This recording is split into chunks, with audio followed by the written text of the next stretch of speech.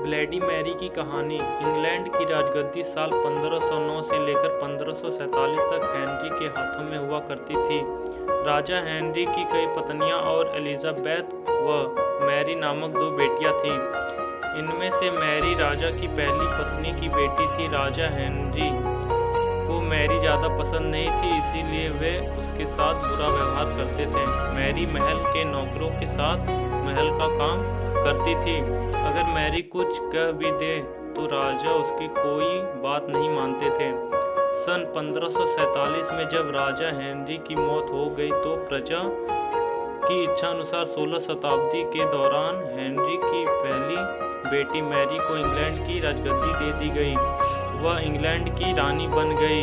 उस समय इंग्लैंड के हालात बहुत अच्छे नहीं थे। इंग्लैंड कैथोलिक और प्रोटेस्टेंट इन दो धर्मों के बीच में बंट गया था। उस समय दोनों धर्मों के लोगों के बीच जंग छिड़ी हुई थी। रानी मैरी चाहती थी कि पूरे इंग्लैंड में सिर्फ एक ही धर्म हो, लेकिन लोगों ने उसकी यह बात मानने से साफ इनकार कर दिया था। इससे नाराज होकर रानी ने उनकी बात न मानने वाले को मौत की सजा दे दी थी। वह ऐसे लोगों को जिंदा भी जला देती थी। रानी मैरी की इन क्रूरता की वजह से इंग्लैंड के लोग उससे नफरत करने लगे। ऐसा भी कहा जाने लगा कि रानी मैरी कुंवारी जवान लड़कियों के खून से नहाती थी। उसका मानना था कि उनके खून से नहाने से वह ज़्यादा दिनों तक जवान रह सकती है।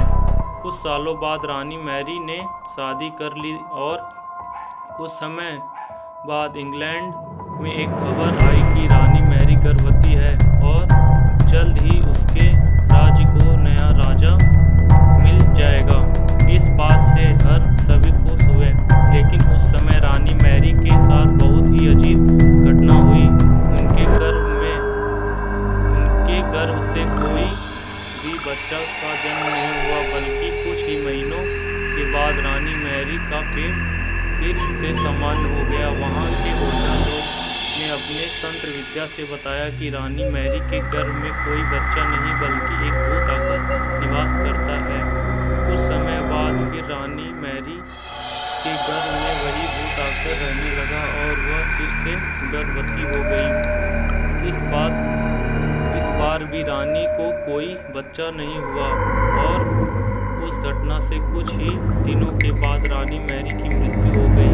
इसके बाद मैरी की छोटी बहन एलिजाबेथ को इंग्लैंड की राजगद्दी पर बैठाया गया और एलिजाबेथ इंग्लैंड की नई रानी बन गई।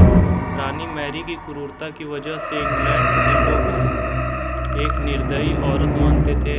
वही जब उसके गर्भ में बच्चे को जगह न जगह एक भूत का निवास होने लगा तो लोगों ने उसे शापित भी करार दे दिया और इसी वजह से उसे लोगों ने ब्लैडी मैरी का नाम दिया। कहानी से सीख।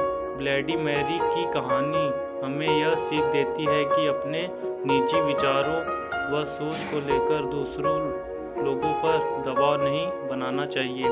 शांति और करुणा से लोगों का ख्याल रखना ही मनुष्य का धर्म है।